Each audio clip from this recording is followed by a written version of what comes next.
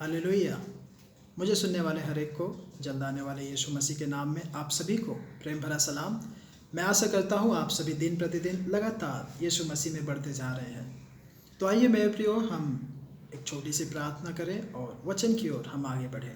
आइए अपनी अपनी आंखों को बंद करें। प्यारे अनुग्रहकारी दयालु प्रभु जी, धन्यवाद परमेश्वर इस सुंदर समय के लिए। यीशु मसीह राजा, अभी जब हम वचन से मनन करने जाते हैं परमेश्वर प्रभु जी, तू हमसे बातें कर, हमारी नहीं तेरी इच्छा पूरी होने पाए।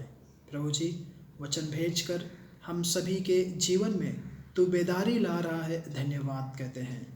हमारी आत्मिक आंखों को खोल ताकि हम तुझ में और भी आगे बढ़ते जाने पाए। प्रभु जी, तूने सारा नियंत्रण अपने हाथों में लिया, धन्यवाद कहते हैं।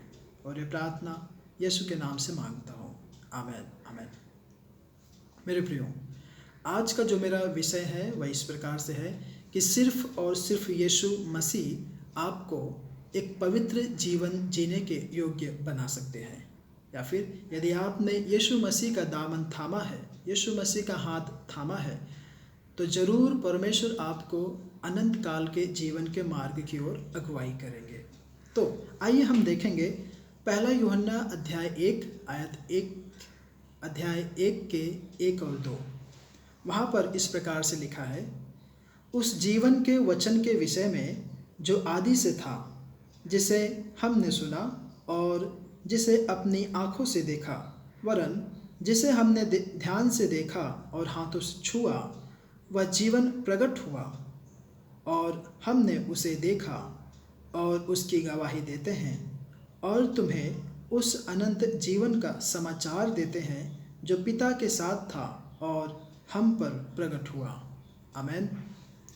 मेरे प्रियो, यदि आप पवित्र शास्त्र पढ़ते हैं और आपको अगर उसके विषय में थोड़ा भी जानकारी है, तो आपको पता होगा कि यूहन्ना यीशु मसीह के प्रिय चेलों में से एक था। और हम यहाँ पर देखते हैं कि यूहन्ना अपनी यह पत्री विशेष रीति से विश्वासी लोगों के लिए लिख रहे हैं, ताकि विश्वासी लोग एक सही पटरी पर, सही मार्ग पर आ जाएं। और यदि आप आगे पढ़ेंगे तो यहाँ पर ऐसा है कि प्रकाश और अंधेरे के विषय में, गलत और सच्चाई के बीच में एक अंतर को दिखाने के लिए कलीसिया को परमेश्वर और एक दूसरे के प्रति वास्तविक प्रेम में आगे बढ़ने के प्रति यह पत्री जो लिखा है, जो लेटर लिखा है या जो पुस्तक लिखी है गई है, ताकि वे प्रोत्साहित हों, ताकि वे परमेश्वर के प्रेम में और भी आगे बढ़ें। तो हम यहाँ पर देखते हैं, यदि आप ये सारी बातें करते हुए, परमेश्वर की आज्ञाओं का पालन करते हुए, उसके वचनों के अनुसार आगे बढ़ते हुए आप जीवन व्यतीत कर रहे हैं, तब मेरे प्रियो आप परमेश्वर के संतान ठहरते हैं और तभी जाके आप परमेश्वर के हर एक लाभों का आनंद उठा सकते हैं। यूहन्ना रचित सुसमाचार अध्याय 14 आयत 6 के अनुसार वचन ऐसा कहता है, यीशु ने उनसे कहा, मार्ग और सत्य और जीवन मैं हूँ, बिना मेरे द्वारा कोई भी पिता के पास नहीं पहुँच सकता। आमीन।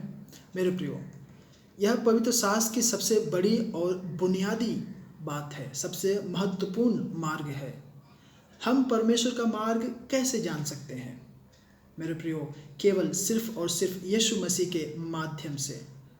यीशु ही वह तरीका है, क्योंकि यीशु मसीह 100% मनुष्य और 100% परमेश्वर है। और अपने जीवन को उसके साथ जोड़कर हम परमेश्वर के साथ एक संग हो जाते हैं, एकजुट हो जाते हैं।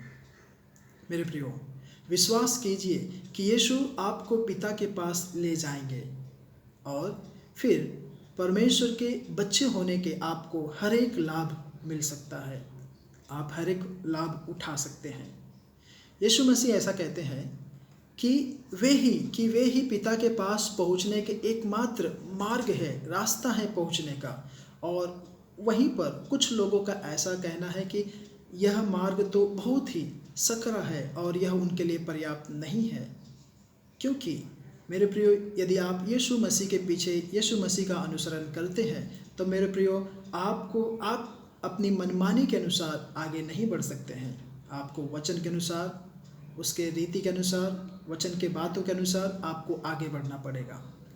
तो जो ये सोचते हैं कि यह बहुत ही सकरा है, बहुत ही मुश्किल है, मेरे प्रियो, मैं बता देना चाहता हूँ, यदि आप पूर्ण रीति से मसीह में विश्वास करते हुए यीशु मसीह को अपने सम्मुख आगे रख कर देखते हुए आप आगे बढ़ रहे हैं, तो मेरे प्रियो, परमेश्वर आपके हर एक मार्ग में, आपके हर एक कदमों में साथ हैं और वे आपकी अगुवाई करेंगे।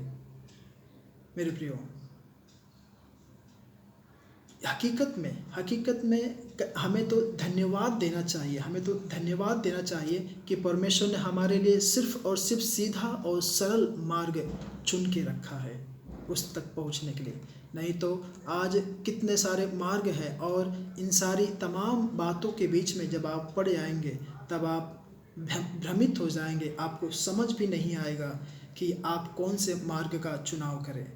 अगर आपके पास सिर्फ और सिर्फ एक ही विकल्प हो, एक ही रास्ता हो, तब मेरे प्रियो, आप निसंदेह उसकी ओर आगे बढ़ेंगे। आमीन। तो जिस तरह से यीशु मसीह पिता के पास पहुंचने के लिए मार्ग है और सत्य के रूप में वह परमेश्वर के सभी वायदों का एक वास्तविकता है, एक सच्चाई है, एक हकीकत है, और जीवन के रूप में वह हमारे दिव्य जीवन में शामिल होता है। और इस तरह से दोनों अब और अनंत काल तक यीशु मसीह सच में हमारे लिए एकमात्र जीवन का मार्ग बन जाते हैं। मेरे प्रियो, यदि आप प्रेरितों के काम अध्याय 3 आयत 15 आप पढ़ेंगे तो वहाँ पर इस प्रकार से लिखा है, और तुमने जीवन के कर्ता को मार डाला, जिसे परमेश्वर ने मरे हुओं में से जिलाया, और इस बात के हम गवाह हैं। यहाँ पर हम देखते हैं कि पतरस भाषण दे रहे हैं, लोगों को बता रहे हैं कि किस प्रकार से जो पतरस, जो यीशु मसीह का चेला है, जो शिष्य है, उसके गुरु को लोगों ने किस प्रकार से मार डाला। लेकिन वह वहाँ पे गवाही दे रहा है कि और तुमने जीवन के कर्ता को मार डाला। वह जो जीवन का कर्ता था, जो जीवन दाता था, तुमने उसे फंसा कर उसे मार डाला। लेकिन मेरे प्रियो, यीशु मसीह, वहाँ के उस समय के धर्मगुरुओं ने सोचा कि यीशु मसीह को क्रूस पर चढ़ा दिया जाए और क्रूस पर चढ़ने के कारण उनका जीवन खत्म हो जाएगा और वहीं पर यीशु मसीह का सब कुछ नष्ट हो जाएगा। अब यीशु मसीह का फिर से नाम नहीं रहेगा। तो मेरे प्रियो, उनका विश्वास हिल गया जब पतरस ने उन्हें बताया कि यीशु मसीह फिर से जीवित हो चुका है या फिर जीवित है और इस बार वे उसका कुछ भी नुकसान नहीं पहुंचा सकते।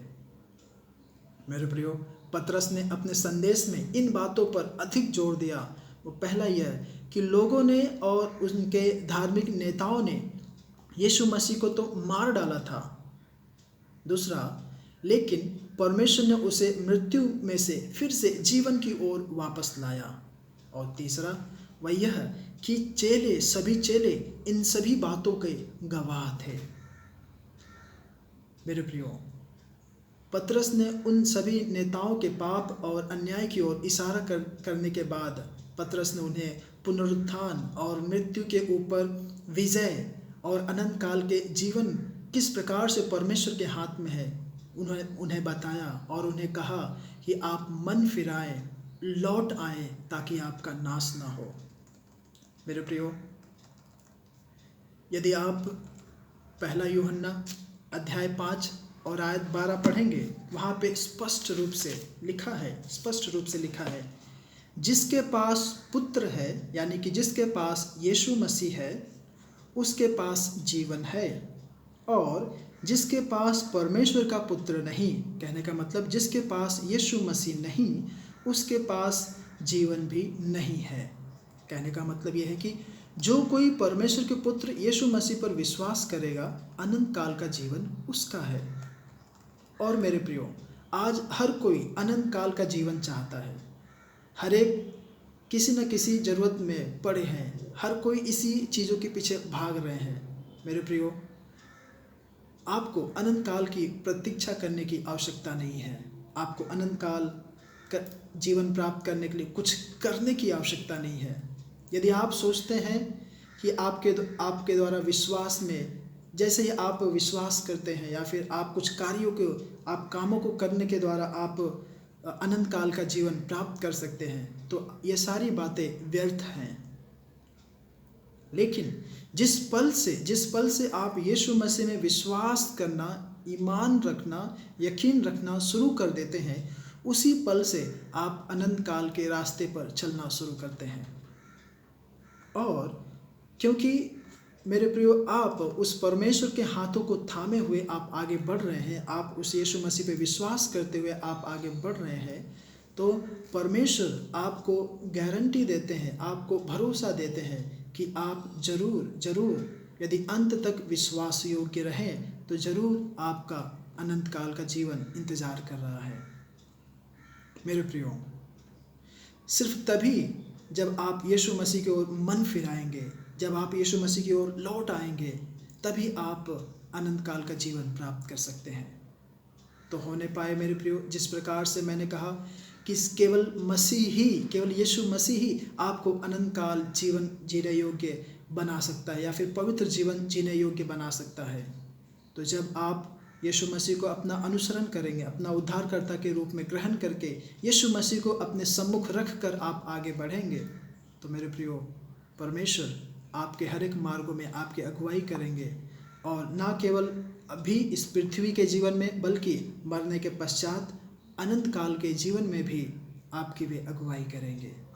परमेश्वर आप सभी को इन वचनों के द्वारा आशीष करे, अनुग्रहित करे। आमीन।